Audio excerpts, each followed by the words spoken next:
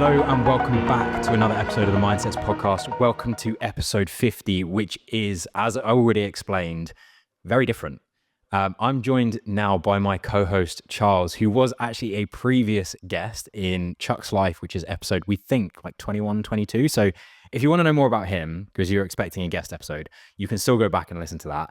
And that will give more context, perhaps, as to why I think he's going to be a great co-host moving forwards. You'll also see, and I'm going to pass straight on to you to talk about this a little bit. Charles is wearing a cap with the letter R on it, which is quite meaningful for the podcast, actually. Do you want to talk a little bit about what R is? Yeah, well, firstly, I'm very happy to be here. I've got the upgrade, being promoted finally.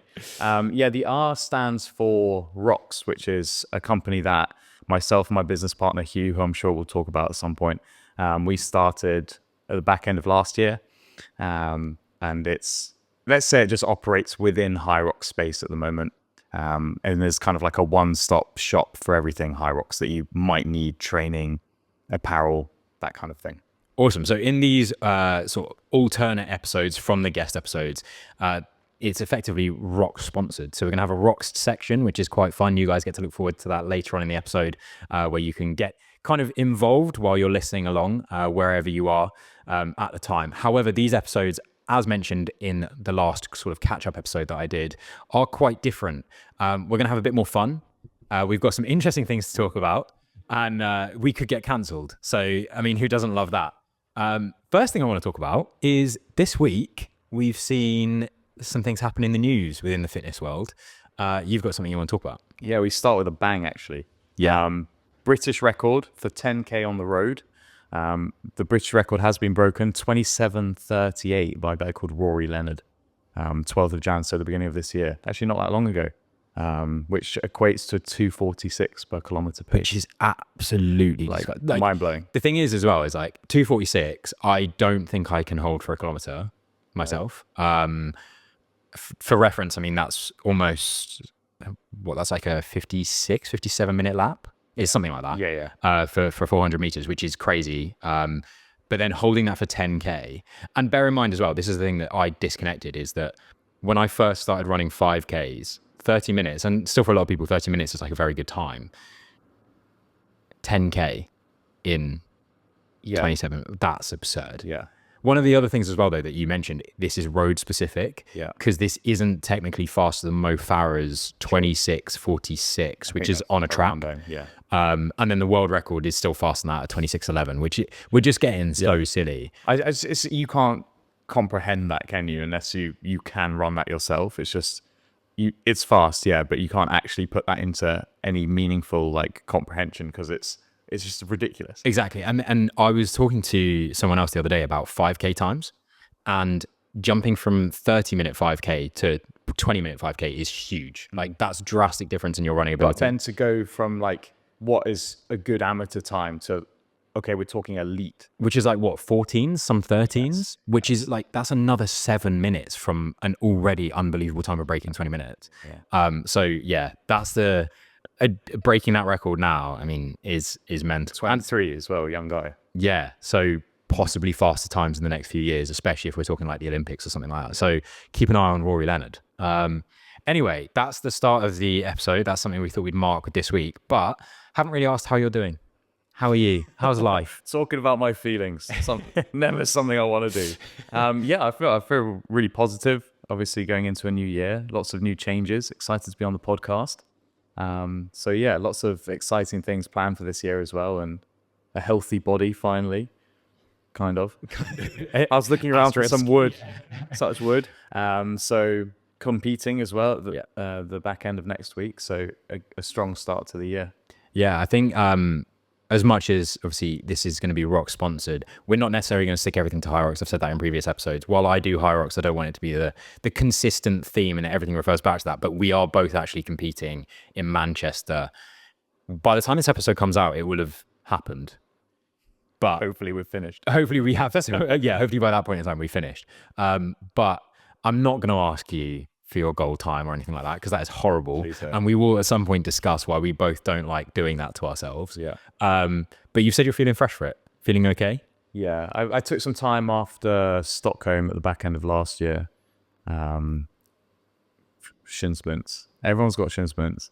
So I'm kind of just dealing with that and managing the load around that to make sure that when I get on the start line at Manchester, I can actually run without hobbling around. But everything else has been really consistent and the training's been going well. So now with more race experience, which I'm sure is loads of stuff that we'll dive into and talk about at some point on the podcast, but with the race experience now under my belt, hopefully it's quicker, but we'll see.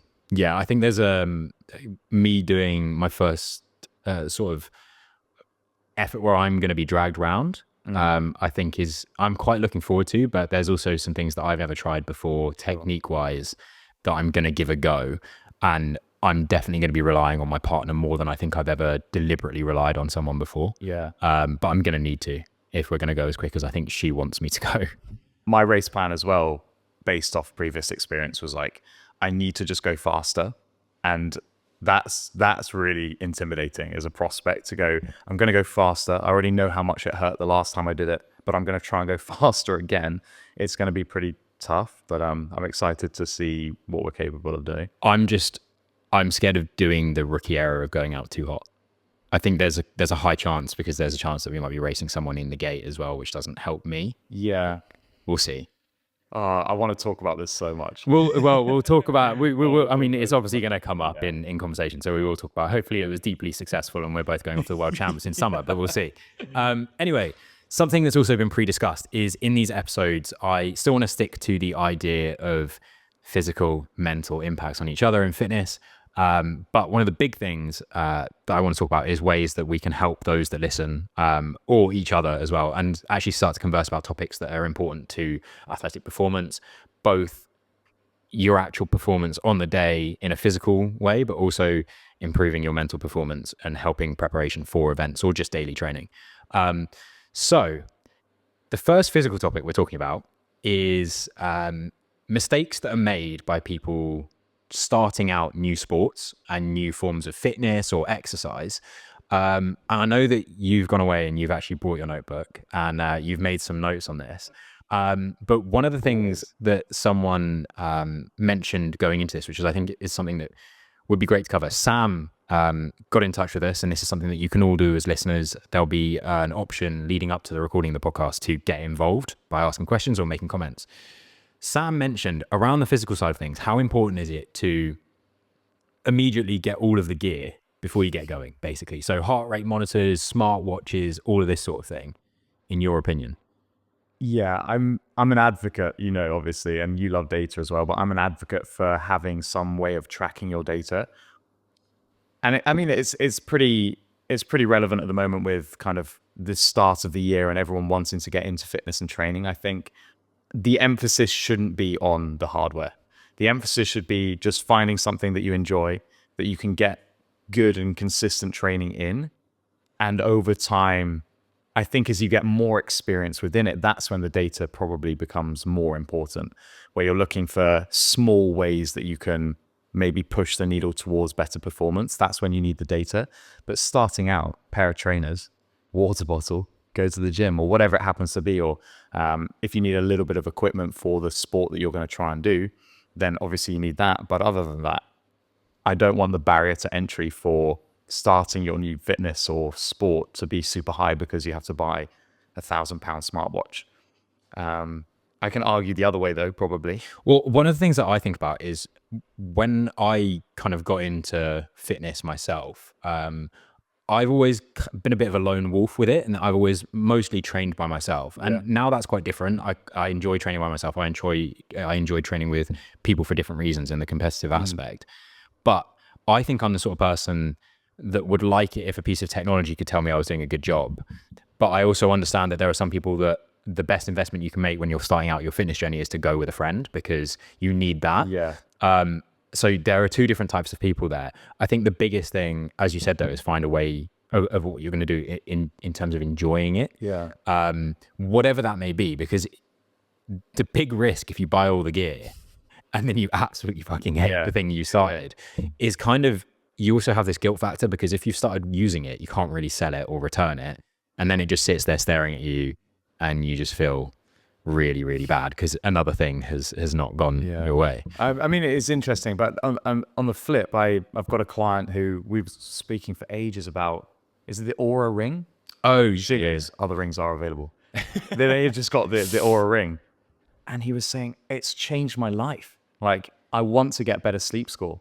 When I have a beer, it ruins my HRV. And it's just like completely and utterly within one purchase gone, I want to train more. I want to train more consistently. I want to be more mindful around my diet, my sleep, and my habits. So if you're the kind of person who's going to be inherently motivated by going and buying something, and accountability for me, again, if I went and bought something really expensive to help my fitness, I'm going to feel guilty if I don't use it to my fullest ability. So I guess it's like a double-edged sword.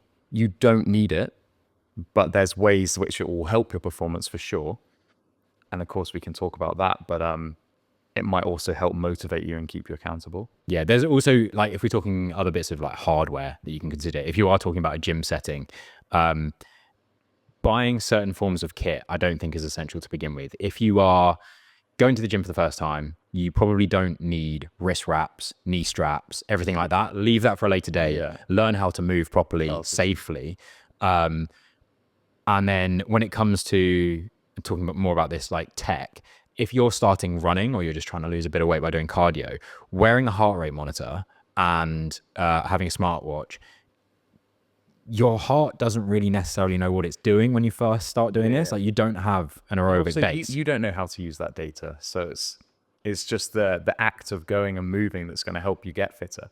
Well, you and I, even now, we'll do a workout that he's programmed, which is horrible, and we'll get to the end, and you'll be like, "Oh, not always. Well, not always horrible. Your average heart rate will be horrible in terms of like, I actually quite liked it. There's a reason I keep coming back, but the heart rate data, you'll be like, oh, my average was like 167, and I'll be like, oh, mine was 161, and then I feel like, oh, I've worked less hard, but my heart rate doesn't go as high as yours does. Yeah, right. And that's something that if you and there's don't so many understand external factors that are going to contribute to why your heart rate is different on Monday than it is on Friday. Yeah. Maybe I haven't slept as well, or I've eaten too much, or I've gone out, or whatever. So it's like you can't go next side by side and compare it to someone else.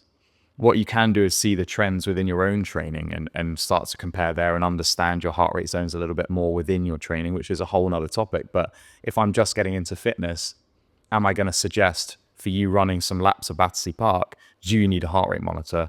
The answer is no, for sure. And lots of people don't train with heart rate data. And also, sometimes it's quite nice and freeing for us who usually would train with heart rate data to ditch the monitor and train without it. And that's why I don't race with my heart rate monitor as well. Like, it's another good topic to talk about. But yeah, the kind of the heart rate data is a slippery slope, especially if you don't understand how to use it. What I would say though is a really good investment is a good pair of running trainers, especially if you're talking about running, right? It's such an easy sport or activity to get into, but definitely spending the time probably getting a gait analysis and then getting a proper pair of running trainers. That's something that I would probably say is a non-negotiable. Not essential, obviously, if you don't want to go spending like 230 quid on a pair of trainers, and you don't have to spend that much, but if you go and get your gait analysis and it pops up, alpha flies, you must buy these. You're like, oh God, that's a lot of money. But it's going to be really important to keep your knees and ankles and hips healthy and safe. Because one of the things that I think is important there is talking about the base equipment that you do invest in. And again, this is where I think tech is less important, because I mean, I know that there are listeners of the podcast that are into things more like sailing, which is a very different sport where in reality, I don't think, as far as I'm aware, sailors, I might be wrong, but I don't think many of them are too worried about their heart rate data unless they are doing the America's Cup and they're actually the cyclers in the boat doing the power. But for you, for example, I think the biggest thing you need to be aware of is your protection. So if you're going to be sailing at this time of year, the water's fucking freezing. You want to make sure you've got the good waterproof, so that, again, and this comes back to the enjoyment factor, if you come off the water in that setting or like rowing and you're soaked through, you're probably not going to want to do that all that often. Same with running. If you've gone out and bought the first ones off the shelf because they were on sale, for that first feet hurt. For that first week, it might be fine, and then your feet hurt and you think, running's not for me. Is it because of the pain situation, or is it actually the running? And it goes back to, again, if you get a gait analysis done, you know that these shoes are probably right for you. Gait analysis aren't like gospel. You have to be careful with that. I can speak in that with shin splints and that sort of thing, but protecting yourself as you ease into a sport, because you are effectively going and doing something that your body's not used to. You wouldn't do that. You wouldn't expect to start a job at the director level in a new thing that you've never worked at before. So you've got to work your way up there in fitness as well. And I think that's one of the really important things is people, when you are going into a new exercise routine or you've discovered a new sport, is to actually enjoy the time where you don't know what you're doing, because it's a very, very slippery slope into going down the rabbit hole of really understanding what you're doing and devoting a portion of your life to it. And I wish now I could go back and enjoy the time where I wasn't actually as strong as I am now, because it felt like every week I was getting better. And I should have used that time to make sure that all of my form was right. I was learning from people that were much better than me rather than just trying to.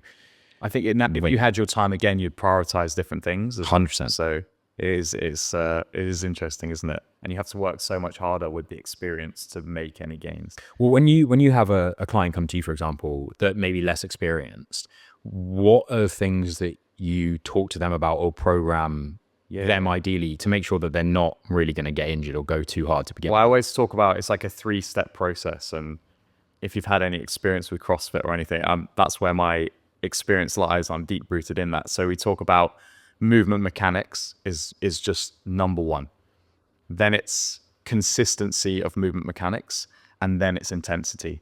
So if you make that a little bit more simplistic, the intensity is probably where we start adding load and doing lots of reps really quickly. But you don't have any right to do that unless you've got good movement mechanics, i.e. I can squat well, I can hinge/deadlift really well. Once I can do that, can I do it consistently well without me having to tell you every time to push your knees out of the bottom of the squat? And then once I'm happy with those two things, that's when we start with kind of the more intense stuff. So for me, it's got to be prioritizing good movement, but more than that, it's firstly safe movement, pain-free movement, and then it's efficiency of movement. Then it's kind of your consistency, and then it's intensity. But everyone wants to just jump the first 2 steps and go, oh, I've seen this guy on Instagram, or this guy over here is really fit, I want to do what he's doing, or whoever you're looking at as your role models. Hopefully your role models probably did it in the right way.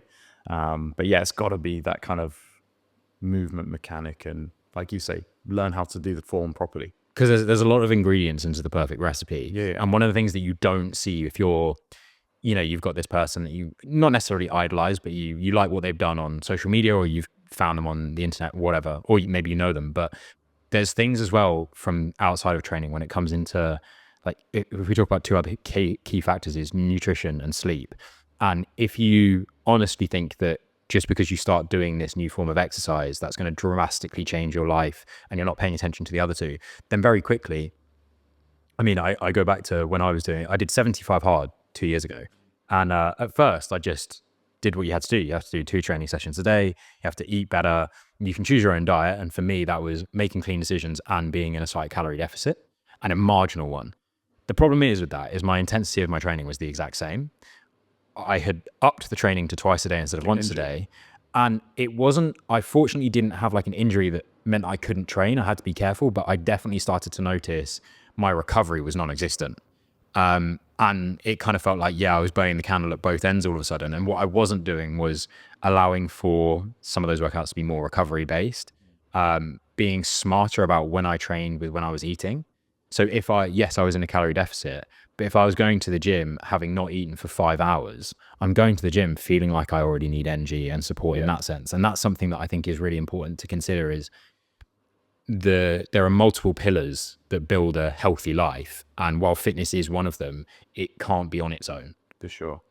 So when people, especially at this time of year, and this is why it's a fundamental topic that we should be talking about now, going into breezes nicely into, doesn't it? Yeah. Go in talking about some really positive changes. The reason that sometimes these are unsustainable in the physical way is because you actually don't think about, my fitness one and my nutrition change is going on at the same time. Yeah. Yeah. And that was actually what I was going to come on to. It's like my second point that I wanted to make about kind of like mistakes people make getting into training and fitness in the first place is they just try and do too much too soon. Or I get it, you want to do a lot quickly, and you're excited about this new thing, or you think everyone's doing more than you are. But the real gains happen when you're chilling out and resting. And if you can't do that, then like you found when you did 75 hard, you don't have the same intensity in your sessions. And the intensity is a really important thing. I think when I have had people come to me and they talk about, I want to start going to the gym. I've got family members that are, I mean, I'm a bit rogue for my family. I'm actually probably the most active of all of them. There's a bit of a history there, but absolutely nothing like what I've got into. And so sometimes when it gets to like Christmas, you see the family again and they go, oh, I want to start the gym. Would you help me? And I'm like, yeah, 100%. And they're like, cool. I reckon I can do the gym 5 times a week. And I'm like, do it twice. Let's be consistent. And they're like, twice isn't going to get me anywhere. I'm like, well, it will, because we can build. But I'm looking at it from doing it no times. Well, that's the thing, is I'm looking at it from a bit more of a seasoned approach of like, let's work into it. Let's build the consistency. Let's keep the enjoyment so that for those 2 times a week, you can enjoy what you're doing. But then for them, that's almost the opposite of what they want, because they want to hit the ground hard. They want to be straight into it. And I don't see the longevity of that. But at the same time, me maybe saying 2 times a week, they don't see the point. So how do you find that balance? Yeah, I think it's so difficult. And even now, you're talking about coming from a seasoned approach, people who I work with who have been doing fitness for many, many years. And I know even some of them coaches themselves that I'm working with will tell their clients to take rest. And I fall into the trap as well. I'm telling my clients to take rest, but am I taking enough rest myself? It's such a hard thing to kind of navigate when you think that the actionable stuff, the thing you're doing in the gym is helping you progress. But actually the stuff around it, the nutrition, the rest, is what's going to help you make the improvements. So the less is more, trying to kind of nail that home is always going to be a difficult thing to do. And I think now I'm starting to mature a little bit more in my training. But back when I was 21, 22, there's no way anyone's telling me to take a rest day. I don't need it. But actually, probably. It's funny, because even a couple of years ago, I didn't feel the need to take rest days. Because of the way that I was training. So people that have been listening for a while will know that I have done most sports at some point in my life, which is great. And when I was at university, I got into the weird world of American football in the UK, which we might come on to later on in this episode. But it was a very different form of training for that. And because of it being a contact sport, I would never train hard, if at all, on a Monday, because I felt like I had been hit in a car. But then when it came into me finishing playing American football, and before I discovered high rocks and sort of hybrid training, I was doing a bit more of like a bodybuilder, push-pull leg split. Never really felt the need to have a rest day, because everything that I was training had recovered by the point I was there. And so this whole idea of, oh, do you really need a rest day? I would probably have just been like, no, just train better. Now I look at how intensely we train and the different things that we have to build into our training to compete in an event with 8 different forms of station, and then the 9th thing being running. I need my rest days. I'm glad that today is a rest day. And even then, I look around and other people's rest days are sitting on a bike for 3 hours. And to me, that's just another level of fitness. And I still think maybe that doesn't work for my body. Maybe they need that. And again, it's finding that. So even when you have been doing this for ages, you're still going to be different to everyone else. And that's really important. And again, another mistake that people are going to make when they're starting out their fitness journey, they're just going to copy exactly what someone else is doing. So if you don't have the advice or guidance of a professional, someone who can help structure your training or offer you training plans or whatever, it's going to be really difficult. And you'll go, oh, this person trains all the time, or they do 17 sessions a week. I'm going to fit that in, not knowing that that is literally their job, is to train all the time. You have a 9 to 5, you have a social life, you have all these other things that you want to do. How are you going to fit in 17 sessions? So that goes back to maybe start with 5 sessions, or maybe you already do 5. Can we do an extra one here or there? Maybe you don't need to. Maybe you need to tweak the intensity or the style of training or the variance in your training. So it's an interesting one to understand, but less is not always, but I'm going to say less is more when it comes to starting your fitness journey, and just consistency and sustainability. The way that people get fit is literally that is frequency of training, consistency of training. And if you do 2 weeks really intense and your body feels like it's been hit by a bus and you can't train for a week, it's much harder to then create that consistency. And if you don't have the consistency, you're going to stay the way you are, right? So Exactly that. Cool. I mean, well, we can go on about this for ages, and I think there's a whole other aspect that we are kind of deliberately dancing around talking, which is the mental side of all of this, which we're going to come back to in a moment for the second half of the podcast. But we have a little intermission, actually. like it needs a jingle, doesn't it? It does need a jingle. I'm going to come up with some sort of bag of metal gears, because we are now in the... I'm glad you weren't going to sing. Sorry, I've just lost my voice for the day. I'll hold it off for another episode. What grinds your gears? So what we're going to do is we're going to talk, and it's probably going to be fitness related because there's enough in the fitness world to talk about. But we're each going to bring something, and the idea was that this is going to be a short section. My fear is that this could be a whole episode in itself each week. But this week, Sure. Charles, what grinds your gears? I need to put some background into it. Yeah, that's fine. You can uncancel yourself as much as you want beforehand. I got the message from Angus, and he was like, I'm thinking about this new feature that we have in the podcast. It's called What Grinds My Gears. And you should have seen my little eyes lit up as someone who's notoriously grumpy and who likes to complain quite a lot, especially about things that are happening in the fitness industry. So I'm going to just ease us in. We're going to ease in today. And it is, I know you very carefully did the inverted commas around talking about hybrid training. I want to talk about hybrid training, right? And the idea behind hybrid training. And I think I'm going to do it hopefully in a way that ties into what we've just spoken about, which means it doesn't sound like I'm just complaining for the sake of complaining. A mistake that people might make when they're starting their fitness, right? They look on the internet or their suggested Reels page on Instagram, they're going through and all of these people talking about hybrid training. And you look at these people who are doing hybrid training and they're jacked, right? They look really great. They're huge. And they're always just running topless in some like forest in Germany or whatever, and it's raining. And you're like, okay, I feel motivated now. But they talk about this kind of the hybrid training, whatever that is. It's a mixture of lifting and some sort of cardio. I call that fitness, but whatever. You are healthy. Yeah, we brand it as hybrid. Those people who are hybrid training looked a certain way before they started doing hybrid training. And they're preaching this way. It's like a great way to develop muscle and build muscle and get big. I'm like, nothing about hybrid training is good for that. It's a compromise of everything. You're compromising how good you're going to be at cardio or running. You're going to compromise how good you are going to be or becoming strong. Everyone who you look at online, on Instagram, social media, whatever, those people were big before they started doing hybrid training. So I don't think if you're going to the gym to gain a certain physique or look a certain way or get really strong, hybrid training is not for you. If you want to get big and strong and muscly or whatever, bodybuild or do some strength training. Once you've developed that foundation, then you can start adding in your cardio. You'll probably lose some of the mass that you've developed in the strength training, but you can't just go from like, I don't know, I want to go to the gym and get really big. I'm going to hybrid train. I'm going to do high rocks because that's going to help me get really big. There's lots of big guys who do high rocks, but they were big before they started doing that type of training. So it just frustrates me when I see people preaching this like methodology of hybrid training, gonna get massive. I'm like, you're not gonna get massive. You're gonna stay the same size and probably lose weight actually from the volume of cardio that you're gonna do. These people are selling their programs. I'm like, they look a certain way because they did lots of strength training and lots of bodybuilding before they started doing hybrid training. Or some of them are also on gear, but that's a whole different topic. Yeah, so I was tiptoeing around that. What I was going to say is I feel like I'm a walking demo of that. In the, like I said, after I left American football, I went into this like bodybuilding style training, and I actually put on some decent size.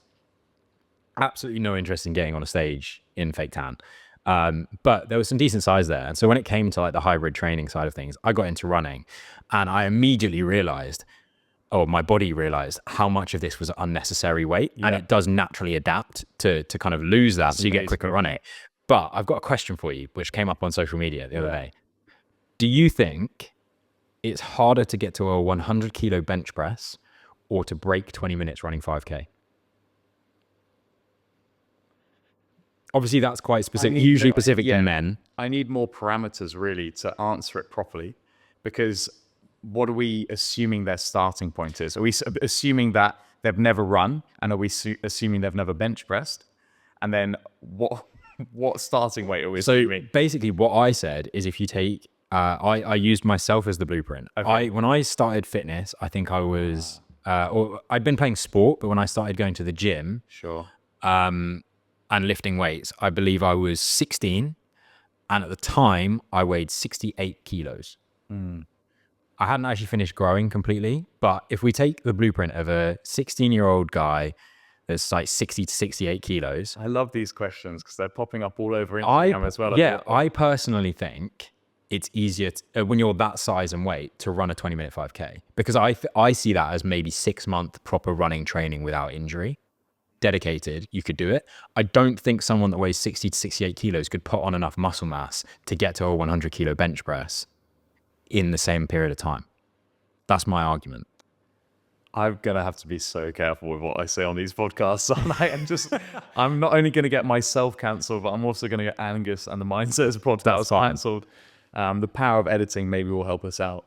When I talk about running, and I come from like a very performance point of view. So you talk about the idea that lots of people will consider 30 minutes as a good time to break on a 5K. It's a good benchmark to have. But in lockdown a couple of years ago, everyone was raving about how they'd broken a 20-minute 5K, and everyone was like, tag your mate and get them to run a 5K. Can they break 20 minutes? I'm like, 20 minutes is not a good time for 5K. Sub 14 minutes is elite. Around 15 minutes is very good. If you can break 17 minutes, then you're starting to enter the chat. This is coming from someone who runs probably a 22-minute 5K currently. So whatever, just work with me. So breaking 20 minutes for me as a benchmark, I think is probably easier, like you say, than benching 100 kg. But then again, I look at 100 kg bench press and I also don't think that's that impressive. So maybe they go hand in hand. They're like part of the same parcel. It's kind of average and average. God. But I think this is the thing as well, is because we're all in the fitness space, and I assume that to a degree, most of the listeners are as well. Yeah. As we're both saying, like, I would agree. I'm very much hated after this episode. Well, 100%. But I also don't look at 100 kilos as like this incredible feat of strength training, because I have a lot of close contacts that can bench 140 kilos quite easily that weigh a lot less than I do. Yeah. And then at the same time, I know a lot of runners who could, without a warm-up, do a 16-minute something 5K. And so to me, that isn't that impressive. But then if you look at the percentages in the world, you've got to look at, like, there's less than 1% people, can bench more than 100 kilos. Less than 1%. I mean, I would argue that maybe 10% of the world, probably only 10% of the world, can maybe cover a 5K distance without stopping, let alone then going and breaking like 20 minutes. But then that's where we get into, and why I love having these sorts of conversations, is when you're talking about performance sport, there are, I mean, I hate to be cliche, but there are levels to it. Yeah, for sure. Big time. For sure. And like, I don't want that to come across as like, if you can't run under 30 minutes for a 5K, like, why are you even trying? Like, for loads of people, that would be amazing. And I'd love for you to be able to do that and have that as a goal. Same as like, if you're looking at 100 kg bench press and going, I could never do that. I'm like, you can do it. You just have to have a little bit of dedication towards it. But when you pair them up like that, from a performance aspect, to really separate them, yeah, I guess that might be then a fair comparison, because I can't choose between which one's harder. But it just very much depends on, you might have someone who's aerobically inclined and someone who's strength inclined. For the person who's strength inclined, running under 20 minutes, really hard for them, vice versa. And I had a really long conversation with someone the other day, the same thing, but about ultra running versus shorter distance. Is it harder to run a faster 5K than doing an 100K ultra? Do you know what? I have an opinion on this. Again, feel free to hate me in the comments. I think running... I don't like confrontation, by the way. No. I'm already regretting saying that I will co-host this podcast. So I think, my opinion... So I haven't done a 100K ultra. Yeah. I did a 60-something last year. First time. I did that off, like, not a lot of training, which isn't advised. I would never say to do that. I did that off not a lot of training. Mm-hmm. I was casually running before that, so it wasn't like going from 0 to 60K. I think that there's a lot to be said about, if you're doing ultras, there's a certain mentality that you have to have. It's going to hurt. it's about how long can you be in that boring place and persist with the pain to get it done. The problem with fast running is that I think that it takes a lot more time for your body to adapt and develop to that. Yes. Because you can't just, so for ultra running, And there's probably a certain level of genetics involved in your ability to run faster. Exactly. And I think ultra running is more about covering the distance, not so much time. So the main thing that you need to do in your training is, when it comes to your strength training, is injury prevention. Yeah. So you can keep going. And then you just need to be doing so much time at relatively slow paces, so your body is used to doing the amount of time that it needs to do. Whereas when you're trying to break faster times in running, you still need to be doing the longer runs, so you have the aerobic base and your body is still used to being able to be on its feet for that long. You still need to be doing some of the strength work, but also some power work.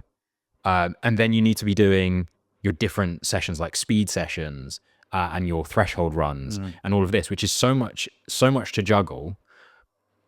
And I also think that the pain that you feel when you're, even though it's only for like 20 minutes, let's say, doing a 5K, that pain for me is way worse than the dull ache pain of running endlessly for hours. Someone was like, what would you prefer, do a 2K ski over or a marathon ski? I'm talking a marathon 100% of the week. Yeah. And the thing is as well, is the thing that's stupid about that is, I mean, you're going to be in pain. You have been in pain for, what was the time you did a marathon ski erg? 2:57. So for 2:57, I would argue you were probably in pain from, 30 minutes in? Yeah. So but it's just like there's levels. Exactly. There's levels. So if that brings us back to the things that I said, there's levels in peak performance. And now we're going to get onto what grinds my gears, because this one I've had bottled for ages. Oh, okay. No, I'm joking. I could go on forever. So there's levels to all sports, right? But I fucking hate elitism in amateur sport. It has stopped me playing sports end of. I don't think I've told many people this, but officially the reason I quit playing American football is because I wasn't going to the NFL. I knew that from the day I started playing American football. Most of the people that started playing American football with me a few years after, still to this day, have not realized that they're not going to the NFL. If you honestly saw the way that they acted and talked about their sport and their ability, you would think that they had been in the NFL for years. I come across it in every sport, and arguably it's just an ego issue. Yeah. But the thing that I hate, and I have to continuously remind people, is if I have been doing this sport for 10 years, and let's say in the form of High Rocks, I have to pay whatever it is, £110 to race. And then so-and-so who has just found the website on the internet has also paid £110. We have equal right to be there. Yeah. I have no right to think that I'm better than that person, because we're both paying to be there. Whether or not our training is different, whether or not the outcome's different. And I hate the idea of people. I mean, it's very easy to kind of shit on people within your sport and that sort of thing if they're doing something wrong. But ultimately, again, at this time of year, there's always the thing where it's like, oh, I hate that the gyms are busy in January. It's like, when did you start? Yeah. Did you start in January? Yeah. Because you probably did. Yeah. You just managed to find a way to stay consistent with it. If anything, help those people out, because they're going to be the people that care for your gym. They're going to bring the money into your gym, which means your gym gets better, and all of a sudden you actually like what you've got. And there's so... And there's me being like, 30-minute for a 5K. It's terrible. That's the thing, is like, I think it's coming... I do see it, and actually... If you've experienced High Rocks, we'll probably always come back to it, but you're running around and there's always the people who are cutting down the inside lane, shouting, on your left, on your left, on your left, pushing Pete out. I'm like, we have just as much right to be running in this lane as you do. You can run around me if you're going faster. I think that's the thing as well, in like a lot of running events, and arguably in other open events where you have all different levels competing at the same time. You can't fast lane. Yeah. In swimming, in a pool, there is a fast lane, right? Julie, who has been swimming for 3 years, is currently swimming the fastest she's ever swum. She needs to be in the fast lane. Yeah. James, who is a full Ironman and competes at the World Championships, has the same fast lane to use. I can't remember what I said. Julie, she's not in the wrong. Yeah. James is not in the wrong, but for some reason, James is quite likely to get annoyed at Julie. And that's there's context to it. And that's the thing that I'm going to say that James is actually a great guy here. James has stepped back and gone, hey, Judy's still doing pretty well. She's been coming here for years. I've seen her in the pool. I just need to account for that, and I need to swim around her. Yeah. That's fine. And I think that is, to me, the right athlete, is that's what should be going on. It shouldn't be this, mate, can you tell this woman to get out of the pool? It's my turn. Like, no, you're both paying to be in the pool. Share it. Account for it. Use that to push you in your brain. Stuff's going to go wrong in your race. Let Julie be a lesson for you for your race. I think obviously both of us working within the fitness industry and having exposure to that, you see someone new come into the gym, and the beauty of working in, well, I work in the functional fitness space, but having a gym that's like built on community, that organic community and that organic support is like embedded in people from day one. So the new person walks in, even if the coach doesn't have time to help them out for whatever reason, there's always going to be someone who goes, oh, which bar do you normally use? And they're like, I don't use a bar. Oh, why don't you grab that one? It's the lightest. That's the best place to start. And obviously I'm going to say that as a coach, but when it's coming from the actual community, it's like, okay, this is fine. I'm going to be okay here. People look after me. We're like, oh, we're getting into groups. Have you got a partner? Do you want to share with me? So it doesn't matter what level you're, and that usually in the CrossFit gym comes from the most experienced people. It's the people who have been there the longest, who are probably the best at it, who are going, oh, I remember what it was like when I first joined, or I don't want that person to feel like they're having a rubbish time, because they're not going to come back. So when I'm swimming in the fast lane, I very often do not have the right to be in the fast lane, but sometimes going in the medium pace lane is too slow for me. And because the pool's busy, what am I going to do? Am I going to compromise my session to go slower, or am I going to try and keep up in the fast lane? I keep up in the fast lane, but it's not a nice place to be. And how often do I swim? Not often. Yeah. I've tried, but it's not, it's like the fast lane's a hostile place. I'm going to add that to grind my gears. Okay. Well, But it's a really good analogy. what I was going to say is basically the way to resolve this is essentially stay in your lane, both figuratively and literally, but also with the appreciation of everyone else has equal right to be there. And I would also say most of the professional athletes I've ever met are the best at accounting for other people, even though they're the ones that are being paid to be there and aren't paying the same as everyone else. They have the understanding because they're now, because it's their life and they've been around it for so long, they do actually want to encourage other people to do it. It is a good thing to do, to have more people around you in your community. And like you said, the community factor is huge. It's why you're there. It's why other people will also want to be there. But this nicely moves us into the mental side, and talking about the community is one thing that we can mention. The mental side of New Year's resolutions. So the question that I presented is, are New Year's resolutions bullshit? Do New Year's resolutions really work? And I come and go, I think, every year with it. I'm going to contradict myself in two settings. I don't think New Year's resolutions are a good idea, personally. And someone else wrote in, Jason wrote in and said, if you rely on New Year's resolutions, there is a problem behind that, because why do you need to wait for them to start? If you've got this idea in November, don't put it off until January. What is the real reason that you're putting it off? Yeah. I think is true. So Jason is on the side of it being bullshit. And fair enough that they don't work for him in that way. Mm-hmm. I agree. However, we're looking at the podcast right now. The podcast has changed at the beginning of 2025. Yeah.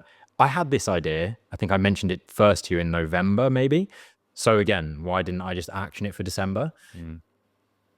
In truth, I couldn't tell you why. It just made a lot more sense. It is a social, it is. And so I disagree with it, but clearly agree with it at the same time. Yeah. I haven't actually set any New Year's resolutions for myself in fitness or anything like that. Okay. There's things that I always want to do.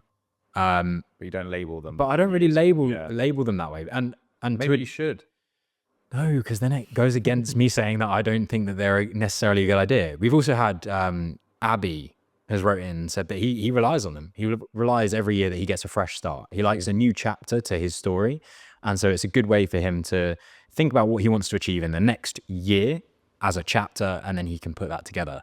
But as someone who is a coach and works with people all year round, and in your personal opinion, New Year's resolutions, are they bullshit? I don't want to sit on the fence, but I'll be more of my usual level-headed self.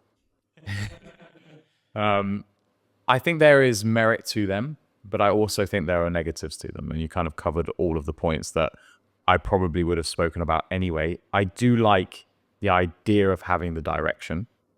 And again, I preface this from coming from the fitness and coaching side of things. I like it when people come to me in the gym and go, this is my goal for this year. What I don't like is when people come to me and go, I have these 15 goals. I'm going to do an Ironman. I'm going to do a High Rocks. I'm going to run 17 marathons. I'm going to climb Everest. And then I want to learn how to scuba dive. I'm like, okay, why don't we pick one? So it's like, I like that idea of framing it as kind of chapters. And if you have specific time frames for your goals and you set your goal, then maybe you're more likely to achieve the goal. But I think a lot of it just comes down to how you actually, or like how your personality is. Because I set New Year's resolutions every year. But maybe that's just because I think that's the thing I should be doing because everyone's doing them. And this year I've kind of said some things that I would like to do rather than these are resolutions that I'm going to stick to and I'm going to do X things this week and whatever. So I think having a little bit more fluidity with kind of this is something I would like to achieve this year. And then maybe going micro goals on how I'm going to achieve it. So in the first 3 months, I'm going to do this thing. And that's going to help build the foundation for the next 3 months where I'm going to do this thing. And then by the end of the year, I've achieved my goal because I've done these little micro goals rather than going, I'm going to do this really difficult thing. And then it's so big and so grand and so difficult that actually it's unachievable, unattainable without the little micro goals. So I think you can have really productive New Year's resolutions, and I've seen them work really well for people. And if you're stubborn and you've gone, I'm going to do this, then it might work really well for you. But you just have to manage it probably a little bit more sensibly than having like a long list of things. One of the things I'm going to try and keep this out of being a further grind my gears, actually, but it's just coming to my head, is I've seen it a lot on social media where couples have gone and got their 2025 goals books and sat down and worked on their goals together. And nothing against doing that in your relationship, like sitting down, setting goals, cute, do your thing, don't mind. The thing for me that I would say is important mentally, and I don't know if this says a lot about me, is I don't like the idea of writing goals that rely on someone else at all. I'm the same. Because for me, that's like, I want to take care of everything myself. If I can write a goal that I can achieve that is for someone else, then with a positive outcome, great. But what I don't want is like, for example, with this podcast, what I would never have said to you is I want Charles and I to achieve this number of episodes and have brought this to these people. I don't want that because I don't want to have to put anything on you to be able to achieve that goal. I want to say, I want the podcast to get to this location. I want it to offer this to this people, and you being part of a journey is great. Whether you've got your own goal towards that as well, fantastic. If you don't, it doesn't matter because I've set mine. Yeah. That's kind of the way that I operate. And so that's one thing that I say, setting targets regardless of whether it's a New Year's resolution or I think is a flawed concept if you rely on other people, because we do see, I mean, I think everyone knows that the reason this is a controversial topic is New Year's resolutions don't always work. And so if you pair your New Year's resolution with someone who notoriously doesn't have successful New Year's resolutions, you've already failed. Down, yeah. Yeah. What's the stat? It's like, I don't want to put a number on it, but at this point in January, most people's New Year's resolutions have already failed. Yeah. So, and it's that thing in that making a change, because the mental change, the reason that I think they call it Stoptober for people stopping smoking is, and again, I've read this somewhere, I can't quote where I read it from. It is something that I will try and link in the description if I can find it. If there's no link, I couldn't find it. You made it up. I made it up. But I believe it's 28 days is needed to change a habit. Yeah. That's like deep rooted, which is why they do it for a month. And that's why dry January is supposed to be a month long. But I would also argue that anytime you're trying to make a change, 28 days might be enough in itself for you to mentally break a habit. However, if you don't see the positive impact you're looking for after that habit, then it's useless. So if we take the example of going on a diet or doing dry January and hoping that improves the way that you look aesthetically for whatever your goal is, by the end of the 28 days, you might not get home from work and crave a beer. But you might still look in the mirror and go, I don't look great. Clearly that wasn't the thing. It wasn't worth it. So I'll just start having beer again. It's February. Yeah. Great. Good times. And that's why I think that it is imperative that the outcome you're looking for is the goal, not the daily thing being the goal. There has to be the goal and then the process. And weirdly, I'm kind of making it sound like we're talking smart targets. I actually hate the whole smart targets thing because I believe, and again, I could be so wrong here. Tell me if I'm wrong. Is the S in smart targets sensible? Maybe. I think it's something like sensible. I know that A is achievable. Measurable, achievable. But I hate the idea of some goals being sensible because I don't think they need to be. I just think that you need to be able to set a goal that you're happy with and then work backwards. Yeah. And if you can't do that, then that's a problem, essentially. But then the mentality comes into the consistency, which is what we're saying about the physical side of things as well. Because when you attack a new diet, a new training lifestyle, new exercises, you're learning new things at the same time, that is mentally draining. And if you're physically drained at the same time, you just burn out. So I wonder if there's anything that you have found when you are chasing down your goals, or anything to sort of comment on in terms of keeping the mind fresh enough to do it. It's, for me, I'm not a good person to ask because I'm not good at sticking to things like New Year's resolutions or not so much goals, but I'll get to my end goal, but it might not be the way that I first intended it to be. So me writing them down at the beginning of the year and going, oh, I'm going to do all of these things, it just doesn't work for me. I do quite like the structure of having the accountability from, I've never done it myself, and I don't know how much I actually like it, but something like 75 Hard, where you've got some things that you can do every day and you have the accountability of it. That's, accountability is number one for me, especially if I've paid for accountability. So maybe I'm working with a coach, or maybe I'm working with a nutritionist. I'm literally giving this person money to make sure I do it. And that's probably an inherent problem in itself. But yeah, having someone to hold you accountable is so important. That's something that I have discovered. So as you know, and I think I might do a solo episode, or I might invite you to question me and quiz me about it, because I know you're interested. Last year, for those unaware, I was coached, and to be fair, still to a degree continue to be coached by ChatGPT, which is a really rogue experiment, but I'm kind of enjoying it. Yeah. It's teaching me a lot about how to talk to AI, but also a lot about training and what works for me and what doesn't. But there are more and more apps that are being developed to help coach people on a budget rate. So you've got Runner, which is the app that everyone's using to prep themselves for marathons. If you thought that your coach was there, I don't want to get sued. Allegedly, you might not have your coach talking to you or worrying about you all the time. You might be talking to a machine sometimes. But that is common, and you're paying 16, I think, pounds a month is around that number. You shouldn't expect to have a coach always available to you for 16 pounds a month. And I've said to people, oh, why don't you use ChatGPT? Like, you can use it for free. It's what I'm doing. And they go, yeah, it's the accountability. If I pay 16 pounds a month, then I have to do it. If I don't, then I'm just not going to bother. Like, I can not reply to ChatGPT if I don't want to. It's not going to pester me. It's not going to send me notifications. It's not going to email me saying it's taken another chunk of money. I'm just like, you have to be that type of person though, because I've used Runner, and even if it's telling me what the session is, and this isn't exclusive to Runner or whatever, I actually have had a really good experience with Runner. That will help steady the ship. Yeah. All of my experience with Runner has been really positive. I think it's a great app. But even when it tells me I have a run to do, it's easy enough to just swipe the notification. It goes away. I don't have to do that run now, or skip session. Like, if I don't want to do it, the app's not holding me accountable to it.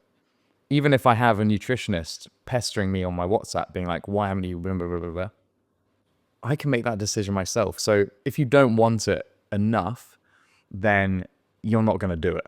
So what I had scribbled down in my notebook was, when it comes to New Year's resolutions, and you kind of touched on it a little bit, understanding your intrinsic motivation for why you're doing it. And that's why appreciating and loving and understanding the process of how to get there is more important. And you touched on that yourself. And that's why probably we all train all the time. It's less about reaching a goal. Sometimes you don't even have a goal in mind. You know, I don't always have a race in mind or a competition in mind that I'm working for. Why do I train?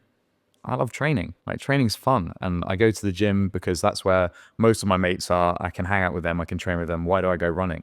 Because I freaking love the way it makes me feel. Like, even if I'm going early on a Tuesday morning to track and it's freezing cold, well, my mates are there. Like, they're doing it. It's going to be a fun time. The hard part is the getting up and getting out of bed. But it's like, I know that I'm going to enjoy the process and I know it's making him better. What my end goal is essentially irrelevant. So it's like understanding your motivation and then working around that. Because if you're not motivated by the process, it's not happening, is it? The thing that I'll tag to that as well is I think the most successful targets, whenever they're set, whether resolutions or not, they come from the acceptance of that you will be a different person mentally. And that's one of the beautiful things about challenges like 75 Hard, I think, is that over that period of time, if you have gone into this challenge hoping that it fixes you for 75 days and then after that you'll be good, you can go back to doing what you were doing before, but you'll look better. You might feel better. Then, I mean, if you're able to do the 75 days like that, I'd actually be impressed.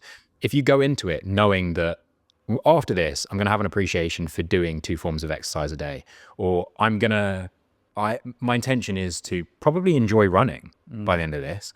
That would be cool. If you're prepared to do that, but if you're going into a challenge of that sort or a new goal for yourself, unprepared to change as a person, but expect to achieve the goal, that's not going to happen. At some point, you will quit on it. Even if you achieve that goal that you set, you will quit on it afterwards. And what was the point of doing it in the first place? Yeah. So I think that's the thing, is you have to be prepared to actually change. Are you prepared to leave who you are right now behind? If so, you will probably get that goal. If not, it's another wasted New Year's resolution that will die. And that's kind of, I reckon that's a good place to leave it, actually, because again, we can just go down more rabbit holes of doing things. And it brings us to the last section of the podcast. Cool. Which is the ROXD sponsored bit. So Another jingle.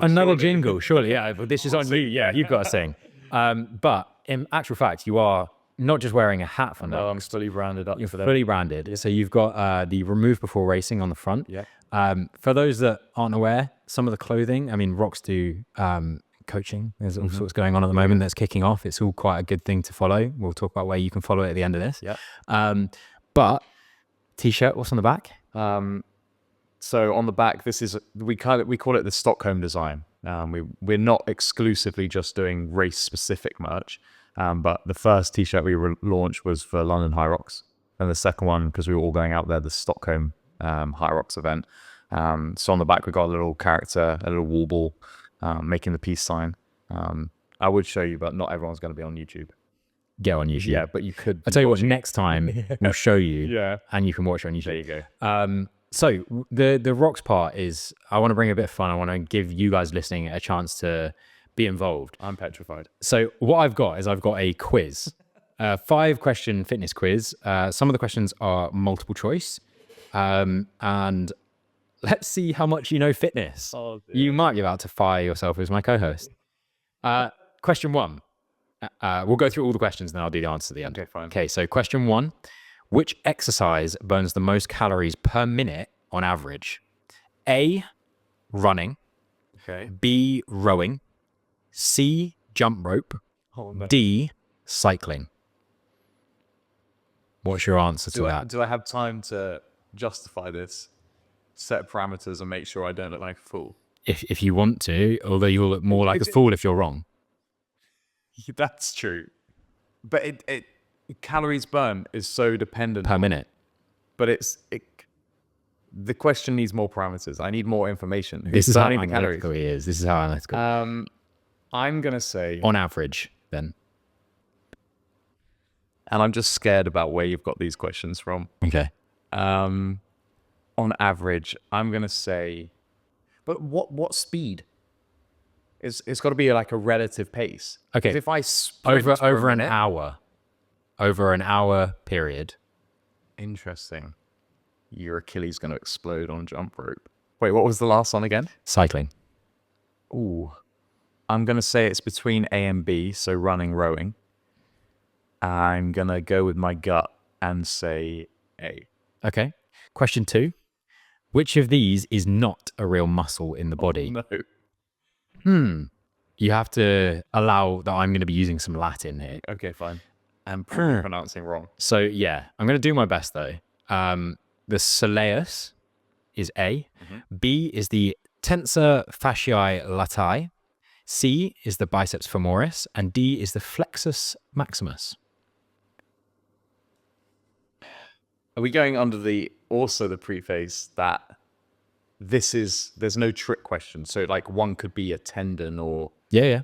Oh, it could which is not, it's a muscle. So, which is not a muscle in the human body. So it's not a muscle. Oh. Now, statistically, if I was going to guess... You got a 25%, you got a 75% chance of being right. It's always C if you're going to guess, is what I was told. Okay, so you go in... So biceps femoris is what you're going with. Is not a muscle. Is not a muscle. I'm not going for that. Okay. What was the... So you've got soleus. Soleus. You've got tensor fasciae latae, biceps femoris, and flexus maximus. Oh, I hate this. I'm going to go for D. Flexus maximus, okay? Sounds like a gladiator. Question 3. What is the world record for the most burpees in 1 hour?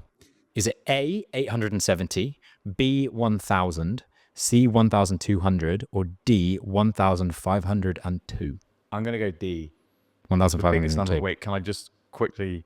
You want to know, you're going to do the maths on how many burpees that is per minute, Yeah. I'm guessing. Wait, what was it? 1,000... 502. How many burpees is that a minute? 25. 25 What burpees was a the minute. second most? 1,000. 1,200 dead on. See, you're not stopping dead on. That's just 1,002. I don't even need to do that math. Anyway. See, that sounds... No, I'll stick with my gut. We'll go D. 1,502. Yeah. Okay. Question 4. Which of these fitness trends actually started in the military? Oh, no. Is it A, Zumba, B, Pilates, C, HIIT, H-I-I-T, Yeah. or D, CrossFit?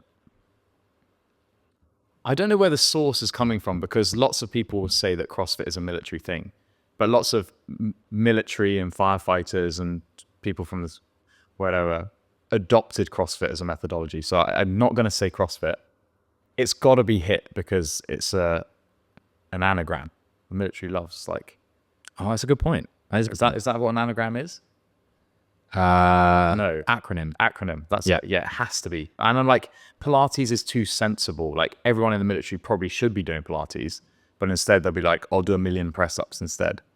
And then I just can't imagine Zumba. But then it could be a trick question. Maybe it is Zumba. I'm going to go with my gut and go with HIIT. Okay, cool. We're getting a real demonstration of overthinking here, which I love. Sure. The last This is my question. reputation on the one. The last question. What's the heaviest record deadlift in competition? Okay. Which is important. Yeah. Is it A, 460 kilos? Mm-hmm. Is it B, 482.5 kilos? C, 501 kilos? Mm-hmm. Or D, 510 kilos? Obviously, Eddie Hall and Thor have both deadlifted 500, but I don't know if that counts as it wasn't a competition. They did it for show, right? Yeah. But it was live. I don't know what the parameters of competition is. So, and maybe Thor would beat it by 1 kg. I don't know if since he's done heavier and done like 510. I'm going to count the 500s out of it. What was the next heaviest? 48 something? 482.5. I'm assuming like powerlifting competition as part of the total. And then it was 460. Yeah. Let's go for 480, the 482 one. 482.5. Okay, so let's go through the answers. Question 1, which exercise burns the most calories per minute on average? According to this question, the quiz that came from arguably artificial intelligence, so we'll asterisk next to this, jump rope. I knew it was going to be. You can burn up to 1,000 calories per hour doing jump rope. But you can burn up to 1,000 calories doing any of those things, I rate. Apparently not sustainably. Let's test this. After this. I'll let you do it. Which of these is not a real muscle in the human body? You got that right. Flexus maximus. It was 2 gladiator. I thought about changing it, but I didn't. What is the world record for the most burpees in 1 hour? You said 1,502. The answer is 870. Never. Set by Cassiano Laureano in 2022. Never. There's a world record you can break. I was literally going to be like, I reckon I can do that. I don't think what's that per minute? I don't know. 870 divided by 60. Yeah, I'll do it. So 870 divided by 60. That's 14 and a half, 60 minutes straight. See, I was because I know when you program based on 15 minutes a minute. And I'm kind of average. So there's got to be like a burpee specialist. 60 minutes straight is absurd. But when you think about like how fast the marathon world record is for running, that's absurd. Yeah. Like, so I was thinking it's got to be. Yeah, true. Oh, well, whatever. True. Okay, well, we'll set that up. That can be live streamed on MindSets. Which of these fitness trends actually started in the military? The answer is CrossFit, that I've got. Wrong. It's wrong. Okay. Quiz is flawed. We'll make sure we get a better quiz next time. We'll get like a real source check. I don't know. Maybe it was. Maybe I'm showing my ignorance. God, that's bad. And the heaviest recorded deadlift in competition is Hafthor Bjornsson. 2020, he did 501 kilograms in competition. Okay. Again, depending on what you consider the competition to be. But yeah, that concludes the quiz. I did horribly, but at least I justified my horrible answers. Fair as well, yeah. I mean, if that's worth anything, that's a bit of bonus point. If you guys listening did better than that, obviously let us know in the comments on YouTube or reach out to us on Instagram. And you can co-host. Yeah, and you can co-host instead. That'd be great. But that brings us to the end of our first new style of episode.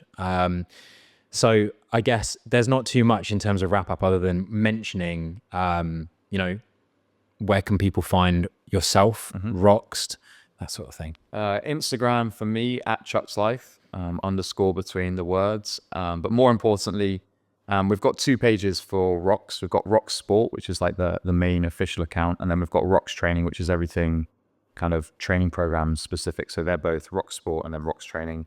And then same thing for websites. Cool. Again, everything will be in the description for links if you're looking for these places.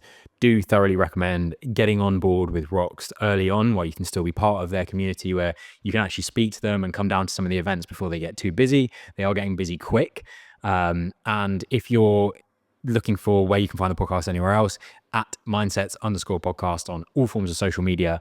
I myself am at Angus_Cook on things like Instagram, wherever else you want to find me. So please do drop a follow, subscribe, like, share, all the good stuff. It's only going to help us grow bigger and better. Something that I mentioned in the previous bit before the show, before you came into the room, is the new studio. It looks very different. It's very different. It's much bigger. Right now, it's still not finished. You can tell there's toolkits and stuff about, which is part of the office space that we're using. But hopefully you guys will all agree it's actually a lot better. We look a lot better on camera, I think. I say that. We hope. We hope. So yeah, there are still changes to come, but it's a huge jump for the podcast, and that's all down to you guys and showing your support. So massive thank you. And I look forward to seeing you all in the next episode. With